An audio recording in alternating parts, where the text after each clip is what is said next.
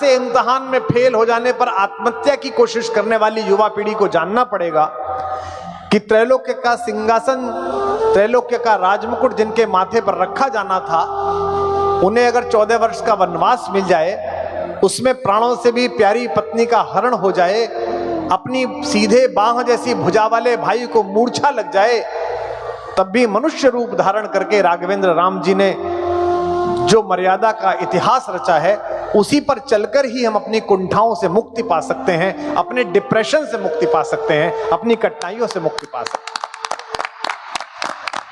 ये पूरा इलाका शिवपुरी का, गुना का, ग्वालियर का, मुरैना का, ये गेहूं के उत्पादन का इलाका है।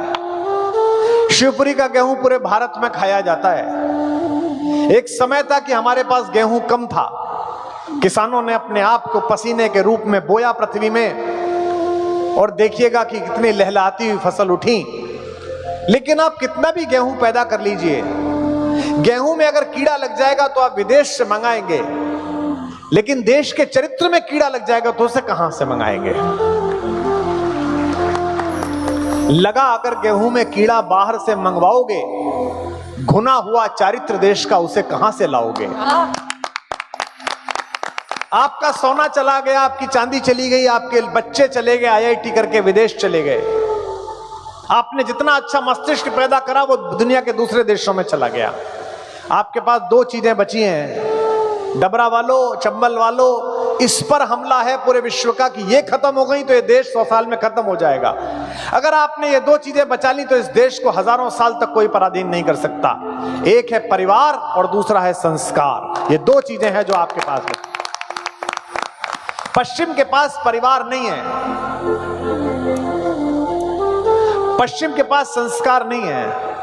मैं आयु का 50वां दशक पार कर चुका, तब भी मैं अपने पूज्य पिताजी से डरता हूं। अगर उनकी जरा सी तिरक दृष्टि मुझे दिख जाए तो मेरी हवा खराब हो जाती है। कितनी भी लोकप्रियता पालो, कितनी भी जगत की ज्ञाति पालो, लेकिन पिता से डरने का संस्कार इस देश में है। मेरा बहुत प्रिय भतीजा आज आया है, रामू, नरेंद्र भैया का बेटा, लोकप्रिय है, पिताजी इतने बड़े केंद्रीय मंत्री हैं, स्पीकर रहे हैं, लेकिन जो 20 वर्ष से उसका संस्कार है चरण छूने का, चाचा जी नमस्ते, वो आज भी है। और कल वो राजनीतिक रूप से और सफल हो तब भी वही रहे। यह जो संस्कार का बीजारोपण है, यह परिवारों की मर्यादा है, जो राम कथा से मिलती है, जो भगवान राम के परिवार से मिलती है, उसके चरित्र से मिलती है। और आप ध्यानपूर्वक देखिए तो हमारे टीवी ने इन दोनों पर हमला करने की कोशिश की है। ये बच्ची आई हैं, बेटियां आई हैं, नेटफ्लिक्स खोल लीजिए, अमेज़न खोल लीजिए, अमेज़न की हर स्टोरी में, अमेज़न के हर सीरियल में दो ही चीजों पर हमला है, एक परिवार पर, एक संस्कार पर। घर में एक शराब पीती हुई लड़की है जो बाप से लड़ती है, मां को गालियां बकती है। घर में एक नशा करता हुआ लड़का है जो पूरे परिवार से लड़ता है। कुछ लोग हैं जो आपकी पूजा पद्धतियों की मजाक उड़ाते हैं। अब अगली जो बात कह रहा हूं उस पर ये जो हजारों हजार लोग हैं, हमारी माएं बैठी हैं, इन सब का आशीर्वाद मिलना चाहिए। ऐसे समय में जब शरीर की आत्मा में ओटीटी का घुन लग गया है, ऐसे शरीर में जब आत्मा में अश्लीलता का घुन लग गया है, ऐसे समय में राम की कहानी कोई जीवनी नहीं है, इस देश की आत्मा की संजीवनी है।